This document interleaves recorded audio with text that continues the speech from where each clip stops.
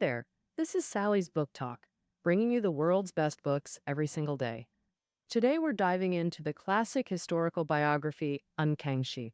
I'll share the most valuable insights from the book. You'll hear about Emperor Kangxi's major life events and historical assessments of his achievements and shortcomings.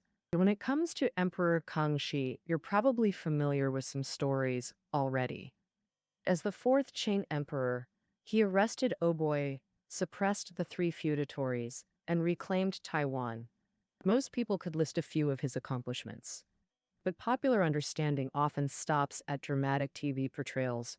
You might know about his courageous arrest of Oboy, but miss his merciful treatment afterwards. You've heard of his military triumphs, but not the heavy burdens they placed on common people. You recognize his prosperous reign, but not the seeds of decline he unknowingly planted. Today we'll uncover the real Kangxi through historian Jonathan Spence's masterful work. Spence is a world-renowned scholar specializing in Ming-Qing history with exceptional biographical expertise. What makes Spence unique is his blend of academic rigor and literary flair. For Kangxi, he meticulously arranged imperial edicts and court records from Kangxi's reign. The result reads like historical fiction, vividly bringing the emperor to life. This book exemplifies Spence's signature approach to history. Using first-person narrative, Spence reveals Kangxi's inner world, joys, sorrows, suspicions, regrets, even dreams, humanizing the legendary ruler. Now that we've covered the book's background and author, let's explore its key insights in detail. The book focuses on four main aspects. First, what personal qualities made Kangxi stand out as one of history's greatest emperors? Second focus, how did Emperor Kangxi resolve Manchu-Han ethnic tensions? Third focus, the succession crisis. Why was Crown Prince Yinring deposed twice? How did Yinzin, the fourth prince, ultimately succeed Kangxi? Fourth focus, what systemic flaws did Kangxi leave for future generations? Let's begin with the first key aspect, regarding Kangxi's character traits. People often say personality determines destiny. What personal qualities made Kangxi such an exceptional ruler? The author identifies four defining characteristics: benevolence, accountability, composure under pressure, and capacity for self-reflection without arrogance. Let's examine each trait, starting with benevolence. Kangxi was renowned for mercy towards officials, commoners, and even enemies. Consider two examples from the Oboy incident you've likely heard about. Historically, arrogant regents like Oboy usually met tragic ends when overthrown. Take Tang Dynasty's Zhang Sun Wuji, regent and emperor's uncle, forced to commit suicide, or Ming Dynasty's Zhang Zhusheng, imperial tutor and regent, whose family starved after posthumous persecution. Oboy lacked such familial ties, yet still avoided execution. Kangxi spared him due to past merits, sentencing only to life imprisonment. After Oboy's death, Kangxi even posthumously restored his noble title. This demonstrates Kangxi's extraordinary magnanimity. Another example concerns foreign enemies. In 1685, after expelling Russian invaders from Manchuria, General Peng Chun sought instructions on handling prisoners. Kangxi ordered all captives released unharmed. When Russians reinvaded after Qing withdrawal, Kangxi again dispatched troops. The Qing forces prevailed once more. Yet during peace negotiations, Kangxi again displayed remarkable forbearance, not only agreeing to negotiate, but also sharing Qing army's food, water, and medics with Russians to prevent unnecessary deaths during talks. This led to the Treaty of Nerchinsk, ensuring 170 years of peace between Qing and Russia. Some might think such benevolence suggests weakness, but Kangxi proved otherwise. Kangxi combined mercy with extraordinary accountability. In imperial edicts, he criticized Han emperors for blaming ministers during disasters. If heaven sends warnings, the emperor should take responsibility. How can we shift blame to ministers, you might wonder? Did he practice what he preached? Historical records show he exceeded his own standards. During the revolt of the Three Feudatories, when former Ming generals Wu Songli, Shan Kexi, and Gang Jingzhang rebelled, their growing military expenditures and regional autonomy became unsustainable threats to Qing rule. When Kangxi moved to centralize power, the Three Feudatories preemptively rebelled across 16 provinces, nearly toppling the dynasty. Advisor Songatu urged executing reformist minister Ming She to appease rebel leader Wu Songli. This mirrors Han Emperor Jing's disastrous choice during the Seven States Rebellion. Emperor Jing fatally executed reformist Chao Kuo, achieving nothing but shame. But 20-year-old Kangxi responded differently to similar pressure. The centralization policy was my decision alone. If you want blood, start with mine. Tasting potential collapse, Kangxi refused to shift blame. Such leadership inspired fierce loyalty from his subjects. Under Emperor Kangxi's leadership, the Qing dynasty ultimately suppressed the Three Feudatories rebellion, marking the beginning of stable imperial rule. The coming Kangxi prosperity era demonstrated his accountability and extraordinary composure during crises. The rebellion lasted 8 long years. In the 6th year, a massive earthquake struck the capital region. Historical records describe wells drying up, yellow sandstorms, ground fissures with black and yellow waters gushing, and continuous aftershocks damaging even imperial palaces. Kangxi retreated to Jingshan Hill north of the Forbidden City, besieged by Wu Songgui's rebels externally and natural disaster internally, an unimaginable dual crisis. Yet Kangxi displayed remarkable composure. He immediately implemented disaster relief measures and scientifically explained aftershocks would diminish, calming public panic. After stabilizing the crisis, Kangxi issued a self-criticism edict, traditionally emperors listing their failures. Ancient belief held natural disasters reflected imperial moral failing. Emperors traditionally issued such edicts during major calamities. But Kangxi, well-versed in Western sciences including astronomy and mathematics, understood earthquakes as natural phenomena, not divine punishment. His edict became political maneuver against corrupt officials. After self-criticism, Kangxi pivoted. If I erred, are you blameless? While fighting rebels, what corruption have you hidden? Do you think I'm blind? He then enumerated 8 major offenses by officials, crushing bureaucratic corruption. Managing war and disaster simultaneously was impressive enough, but transforming crisis into bureaucratic reform shows strategic brilliance transcending conventional praise. Additionally, Emperor Kangxi demonstrated exceptional capacity for self-reflection without arrogance. After suppressing the Three Feudatories rebellion, the nation rejoiced with ministers proposing honorific titles for Kangxi's achievements. What exactly are these honorifics? All officials receive promotions or rewards for merit. Emperors can't be promoted, they're already at the pinnacle. Imperial possessions make material rewards meaningless. Thus, honorific titles became symbolic recognition of imperial achievements, like Empress Wu Zetian's Holy Mother Divine Emperor title. Given Kangxi's legitimate achievements, the request wasn't mere flattery, but Kangxi refused, believing his hasty reforms caused 8 years of suffering. After quelling the Jungar Khanate in the northwest, Kangxi analyzed 2 strategic errors. First, missed opportunities. The Zungar campaign involved 3 major battles. At the Battle of Ulaanbaatar, Qing forces routed Dungar troops but failed to capture Khan Galdan. Galdan regrouped, forcing another costly expedition. In Chinese military history, escaping commanders after defeat were common. Yet Kangxi deeply reflected on this ordinary failure.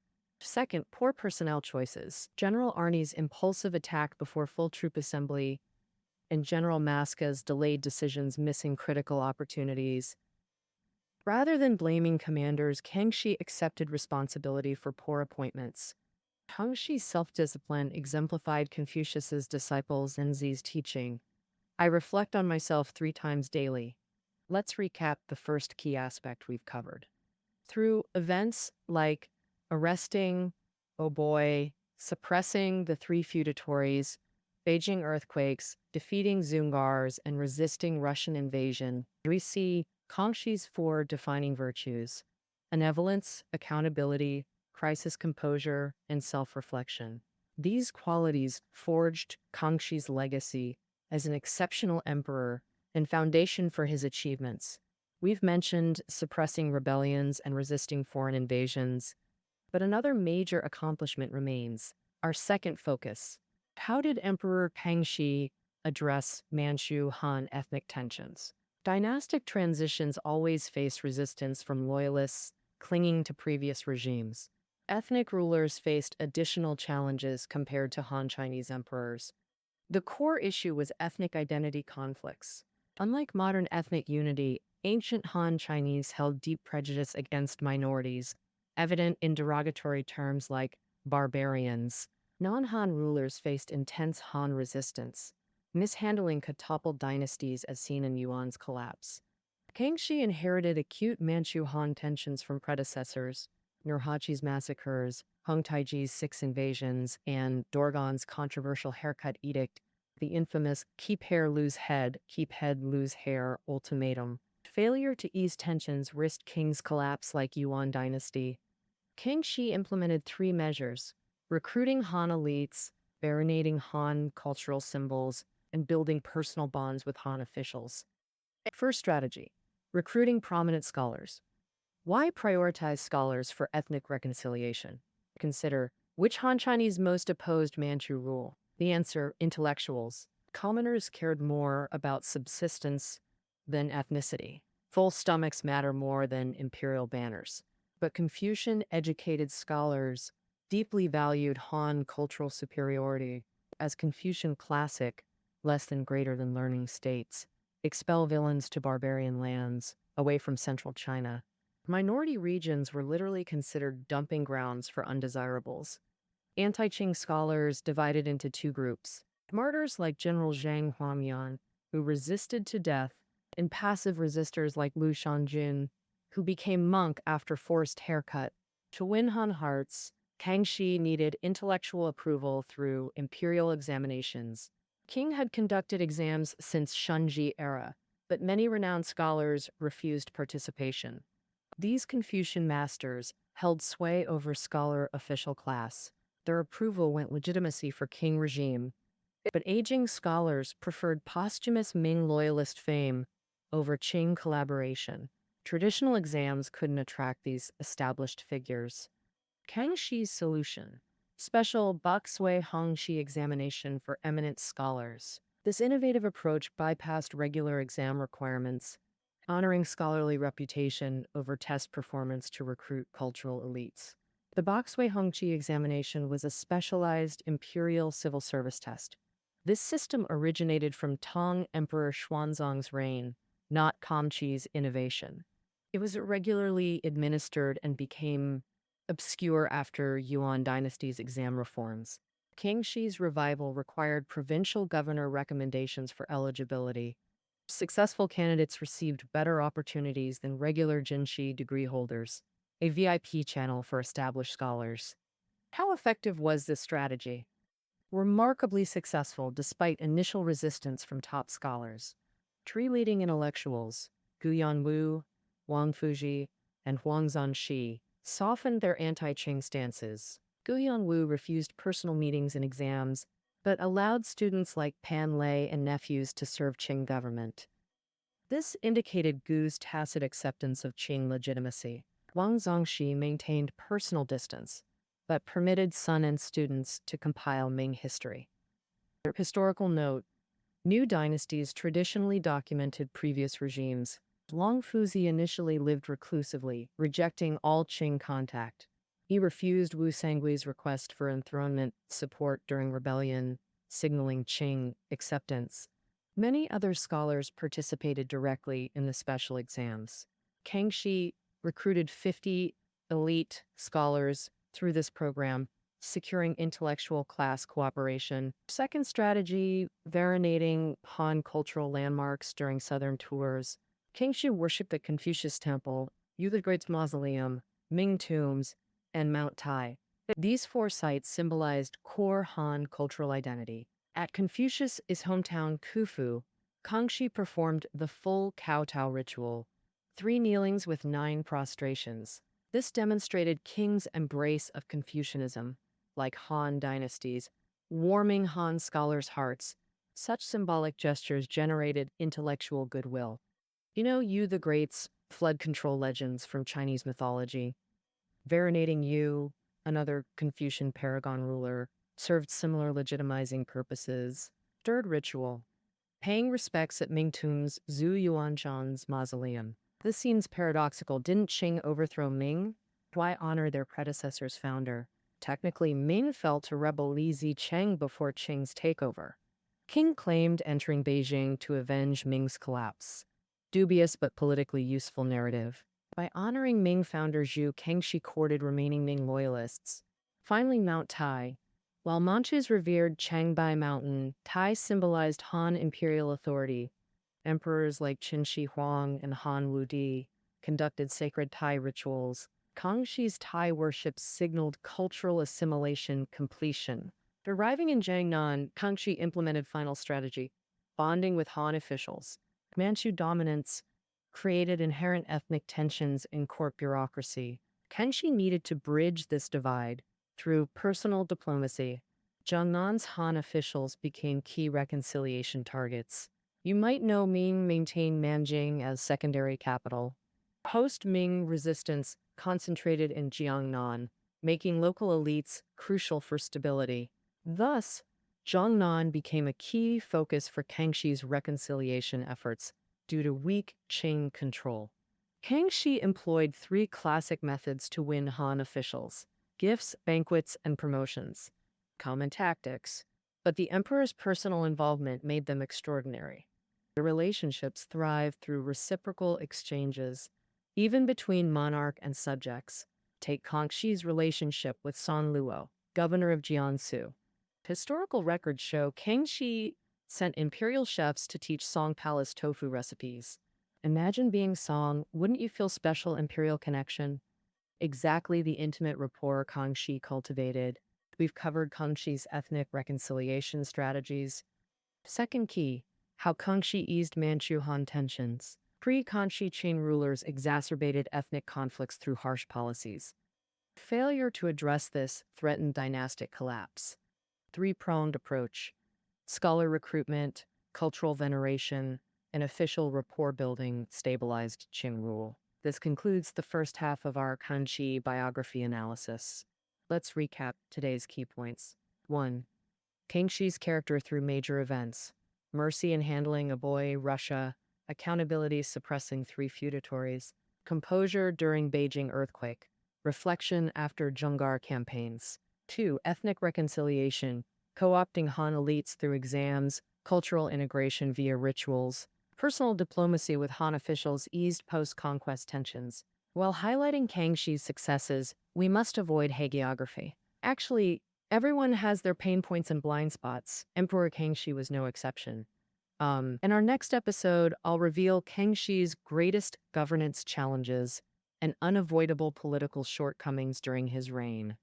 This concludes the first half of our discussion on Kangxi.